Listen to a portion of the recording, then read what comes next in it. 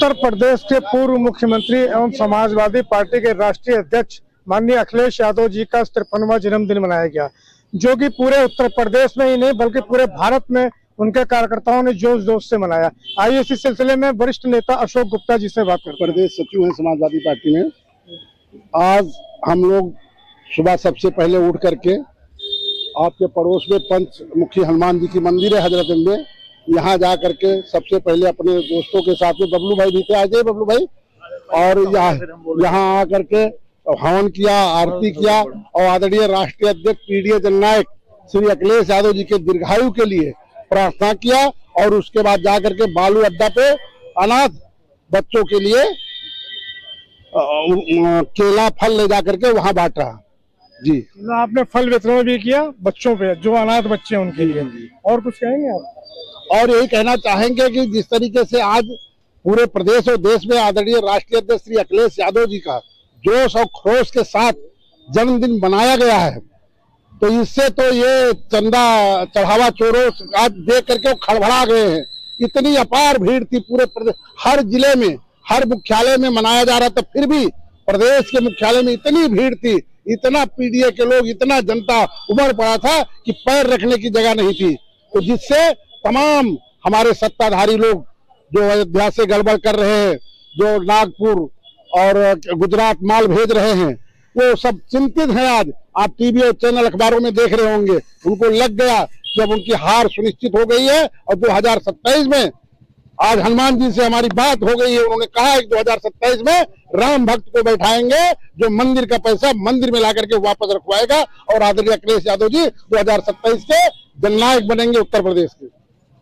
ये तो 2027 चुनाव की आप लोगों की क्या तैयारी समाजवादी पार्टी? देखिए, समाजवादी की तैयारी बूथों पे, आपने SIR पे देखा होगा, एक एक वोट ले जाकर के हम लोग भराने का काम किया, जबकि भारतीय जनता पार्टी के अधिकारी एक एक वोट कटवाने में लगे थे, लेकिन उनके ऊपर पीडीए के लोग, पीडीए के जो कार्यकर्ता थे, पीडीए प्रहरी थे, उनके ऊपर भारी पड़े और एक एक वोट बनवा दिया। और वो जनता सब जानती है कि समाजवादियों ने हमारा वोट बनवाया है और हम लोग रोजगार के लिए, छात्रों के लिए, किसानों के लिए लड़ाई लड़ रहे हैं, बेरोजगारों की लड़ाई लड़ रहे हैं, कमजोरों की लड़ाई लड़ रहे हैं, दलितों की लड़ाई लड़ रहे हैं। आज हमारे साथ हर वर्ग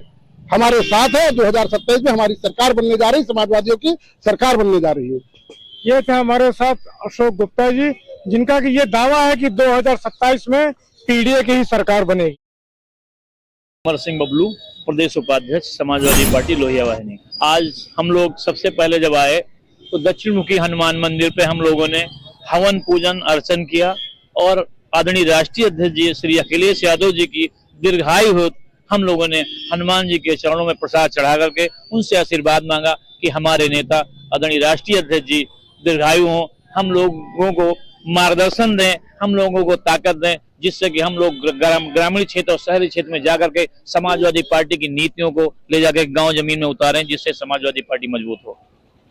नहीं तो कुछ रणनीति बनी है आप लोगों की, किस तरह से आपको 27 का चुनाव जीतना है? बिल्कुल, हम लोग बूथ पे काम करेंगे, बूथ लेवल पे काम कर रहे हैं और आज हम लोग ये संकल्पित होके जा रहे हैं, प्रेरणा लेके जा रहे हैं कि आज से हम लोग बैठना नहीं, जमीन पे काम करना है, बूथ पे काम करना है और रात दिन मेहनत कर करके समाजवादी पार्टी की नीतियों को गांव में गरीब के, किसान, चौराहे पे, चट्टी पे सबके साथ बैठ के बात करेंगे, किसानों की बात करेंगे, नौजवानों की बात करेंगे,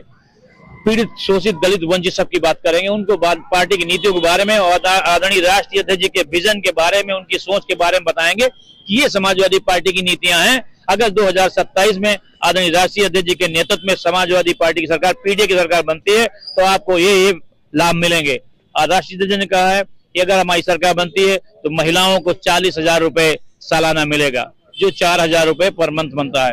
और 200-300 यूनिट बिजली फ्री करेंगे, कक्षा 12 तक की एजुकेशन फ्री करेंगे और किसानों को बिजली फ्री देंगे, सिंचाई फ्री देंगे। और इससे पहले उन्होंने जो 12 से 17 सरकार रही है, लैपटॉप से लेकर के, एजुकेशन से लेकर के, इंफ्रास्ट्रक्चर पे लेकर के, हेल्थ पे सारे काम किया है और आज सारी चीजें ध्वस्त हैं। आप कहीं भी चले जाइए, किसी हॉस्पिटल में चले जाइए, देखिए हेल्थ का क्या हाल है, कोई सुनने वाला वहां नहीं है,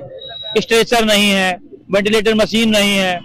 बहुत सारी दवाइयां नहीं है, लोग त्राहिमाम कर रहे हैं। तो ये बताइए, जैसे कि ओवैसी ओवैसी ने भी यूपी में चुनाव लड़ने का निर्णय लिया और काफी सीटों पे वो अपने प्रत्याशी खड़े कर रहे हैं, क्या इससे समाजवादी पार्टी पे कुछ प्रभाव पड़ेगा या उनकी सीटें कम होंगी? वो आयातित है, उनका यहाँ समाजवादी पार्टी में कुछ है नहीं, अरे सॉरी प्रदेश में उनका कुछ नहीं है, और उनके आने से समाजवादी पार्टी पे कोई नुकसान या कोई प्रभाव नहीं पड़ेगा, क्योंकि जनता ने मन बना लिया है कि 2027 में इस निकम्मी भारतीय जनता पार्टी की सरकार को हटाने का मन बना लिया है। और 27 में पीडीए के जननायक, पीड़ित, शोषित, दलित, वंचितों के नेता, हम सबके नेता आदरणीय अखिलेश यादव जी 2027 में जनता के आशीर्वाद से मुख्यमंत्री बनने जा रहे हैं। तो ये थे हमारे साथ समाजवादी पार्टी के कुछ नेता, जिन्होंने कि आज अखिलेश यादव जी के जन्मदिन के उपलक्ष्य में हजरतगंज से दक्षिण मुखी हनुमान मंदिर में भंडारा भी किया और उनकी दीर्घायु की कामना की। मैं नीरज कुमार, प्राइम भारत, लखनऊ।